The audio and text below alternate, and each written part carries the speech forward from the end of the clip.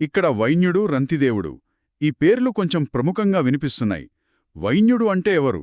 పృథు చక్రవర్తేనా? అవునవును. వైన్యుడు అంటే వేనుడి కుమారుడు పృథు చక్రవర్తి. భూమిని బాగుచేసి వ్యవసాయాన్ని ప్రోత్సహించిన గొప్ప రాజు.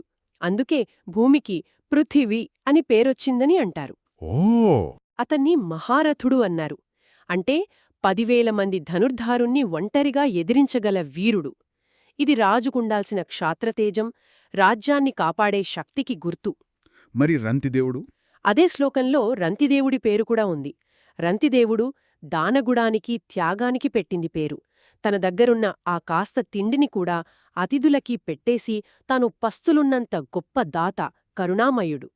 ఒకే శ్లోకంలో పరాక్రమం, దానం రెండూ చెప్పారన్నమాట. అవును, అది యాదృచ్ఛికం కాదు. ఆదర్శ రాజు అంటే కేవలం పృథులాగా సైనిక బలముంటే చాలదు. రంతిదేవుళ్లాగా